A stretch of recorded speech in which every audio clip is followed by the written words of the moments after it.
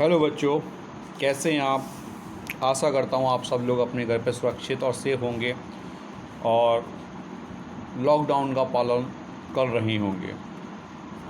बच्चों, हम parts of the sentence में सब्जेक्ट और प्रेडिकेट्स पढ़ रहे हैं। मैंने अब तक आपको सब्जेक्ट के बारे में समझाया और उसको निकालना बताया। आज मैं आपको प्रेडिकेट के बारे में समझाऊंगा। जिस तरह से सब्जेक्ट एक वर्ड, दो वर्ड, तीन वर्ड और कई वर्ड का हो सकता है, उसी प्रकार से जो प्रेडिकेट है वो भी जो है एक वर्ड, दो वर्ड या कई वर्डों में हो सकता है। तो आज हम प्रेडिकेट के बारे में जानेंगे। यहाँ पर टेबल नंबर 8 दी हुई है। टेबल नंबर 8 में सब्जेक्ट, प्रेडिकेट को 2 पार्ट्स में डिवाइड किया गया है, वर्ब और ऑब्जेक्ट में। यहाँ पर हम सेंटेंस को देखेंगे और ध्यानपूर्वक प्रेडिकेट्स को आइडेंटिफाई करेंगे। मैं हल्का सा वीडियो और जूम कर देता हूँ। देखिए, यहाँ पर सेंटेंस है अशोक ब्रॉट ए कार। तो यहाँ पर अशोक जो कि डायरेक्टली सब्जेक्ट है और प्रेडिकेट जो कि वर्ब और ऑब्जेक्ट में डिवाइड है, ब्रॉट और ए कार ऑब्जेक्ट है। इसी प्रकार से और ऑप्शंस यहाँ पर दिए हुए हैं। Mother cooks food, the artist made these pictures, my friend writes good stories, and I love him, we eat vegetables।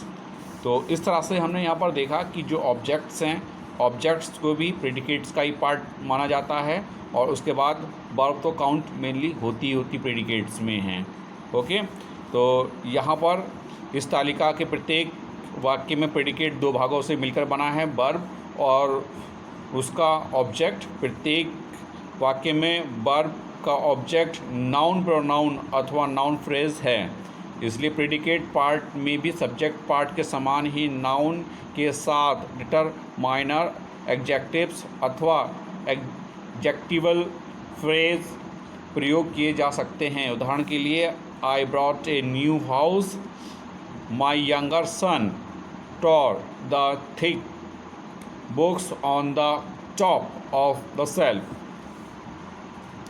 अब कुछ उदाहरण हम देखेंगे यहाँ पर कि जो प्रेडिकेट्स है, ऊपर हमने 2 पार्ट में उसको डिवाइड देखा, वर्ब में, ऑब्जेक्ट में। अब यहाँ पर हम देखेंगे कि जो प्रेडिकेट्स हैं वो 2 से अधिक पार्ट में भी डिवाइड होते हैं। यहाँ पर वर्ब दिया हुआ है, ऑब्जेक्ट जो कि इनडायरेक्ट है और यहाँ पर ऑब्जेक्ट जो कि डायरेक्ट है। देखिए, इनडायरेक्ट ऑब्जेक्ट और डायरेक्ट ऑब्जेक्ट में क्या अंतर है। Harish gave me radio. तो यहाँ पर जो इनडायरेक्ट ऑब्जेक्ट है वो मी है और जो डायरेक्ट ऑब्जेक्ट है वो रेडियो है।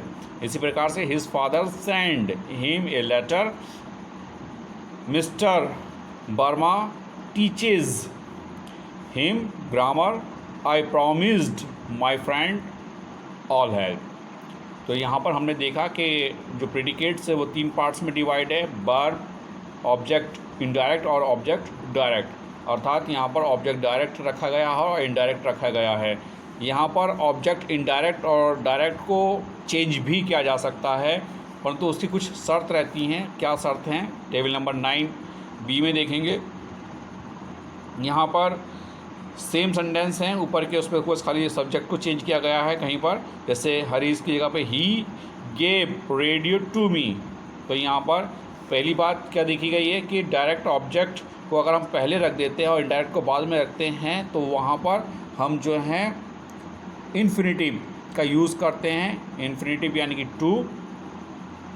His father send a letter to him, mister Verma teaches grammar to him, I promise all help to my friend। तो जब हम इनडायरेक्ट ऑब्जेक्ट को लास्ट में लेके आते हैं तो इन्फिनिटिव्स का इस्तेमाल करते हैं। उसकी जगह पर हम टू का इस्तेमाल देख रहे हैं यहाँ पर, to me, to him, to my friend. तो ये यहाँ पर अंतर है।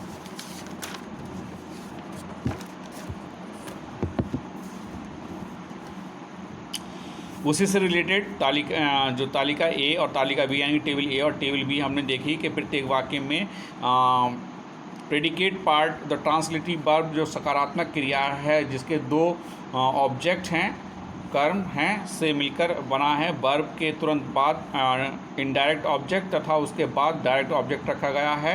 इनडायरेक्ट ऑब्जेक्ट कोई नाउन अर्थात एनिमेट जीवधारी हो सकता है या नाउन फ्रेज या प्रोनाउन होता है। और अगर हम सेकंड जो टेबल है 9b की बात करें तो 9b में भी प्रत्येक वाक्य का प्रेडिकेट पार्ट ट्रांजिटिव वर्ब सकारात्मक वर्ब जिसके दो ऑब्जेक्ट हैं से मिलकर बना है, किंतु इन वाक्यों में डायरेक्ट ऑब्जेक्ट तथा इनडायरेक्ट ऑब्जेक्ट का क्रम तालिका एक से भिन्न है, यानी कि बदल दिया गया है। तो तालिका जो 9b है में वाक्य इनडायरेक्ट ऑब्जेक्ट को डायरेक्ट ऑब्जेक्ट के बाद रखा गया है और इस क्रम में इनडायरेक्ट ऑब्जेक्ट से पहले टू या फोर का प्रयोग किया जाता है। ठीक,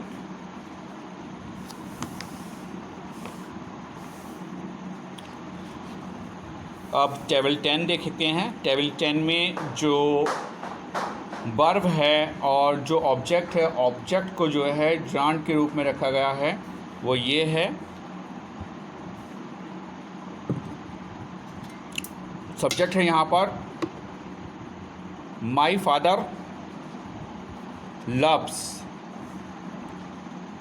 reading newspapers, this boy likes shooting, I learned swimming, he hated smoking। तो जो यहाँ पर ऑब्जेक्ट है, ऑब्जेक्ट जो हैं वो सब जरांड्स हैं, जैसे रीडिंग, शूटिंग, स्विमिंग और स्मोकिंग। तो यहाँ पर प्रेडिकेट्स को वर्ब और ऑब्जेक्ट जरांड्स के साथ में छाटा गया है। इस तरह के वाक्य जब आते हैं तो उसमें इसको प्रेडिकेट के रूप में इंडिकेट करते हैं।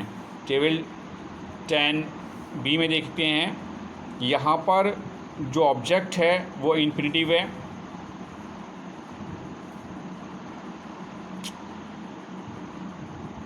The girls choose to dance, my friend promised to help me, we want to work, he forgot to bring his work, they decided to leave. तो यहाँ पर आप देख रहे हैं जो प्रेडिकेट्स है वो जो इन्फिनिटिव्स हैं ऑब्जेक्टिव उनके साथ में यहाँ पर इंडिकेट की गई है। जैसे एक प्रेडिकेट का एक पार्ट तो वर्ब हो गया, दूसरा ऑब्जेक्ट एज ए फिनिटिव माना गया है। To dance, to help me, to work, to bring his work, to leave. तो यहाँ पर टेबल 10a के प्रत्येक सेंटेंस का प्रेडिकेट्स पार्ट्स ट्रांजिटिव वर्ब और उसके ऑब्जेक्ट से मिलकर बना है। ऑब्जेक्ट ing फॉर्म में जरांड में है। और तालिका 10b के प्रत्येक सेंटेंस का प्रेडिकेट पार्ट्स ट्रांजिटिव वर्ब और उसके ऑब्जेक्ट से मिलकर बना है। प्रत्येक ऑब्जेक्ट टू वर्ब फॉर्म में इन्फिनिटिव है। ठीक है, तो आज के लिए बच्चों इतना ही। मैं इससे रिलेटेड आपको वर्क देता हूँ, इसको आप बड़े ध्यानपूर्वक देखेंगे कि हमें इसमें जो है किस तरह से प्रेडिकेट्स को फाइंड करना है। प्रेडिकेट्स को किस तरह से फाइंड करेंगे, एक्सरसाइज 5 आपको बनानी है। एक्सरसाइज 5 में यहाँ पर एक सेंटेंस दिया हुआ है, I paid him the rent. तो यहाँ पर सब्जेक्ट होगा आई और प्रेडिकेट्स होगा paid him the rent. Verb इसमें पेड है और इनडायरेक्ट ऑब्जेक्ट है हिम, डायरेक्ट ऑब्जेक्ट है द रेंट। इस तरह से आपको जो है इसमें subject, predicates, verb, indirect object और डायरेक्ट ऑब्जेक्ट को आइडेंटिफाई करके पूरे सेंटेंस को आपको बनाना है। एक एग्जांपल्स और दिया हुआ है, the players elected shared captain.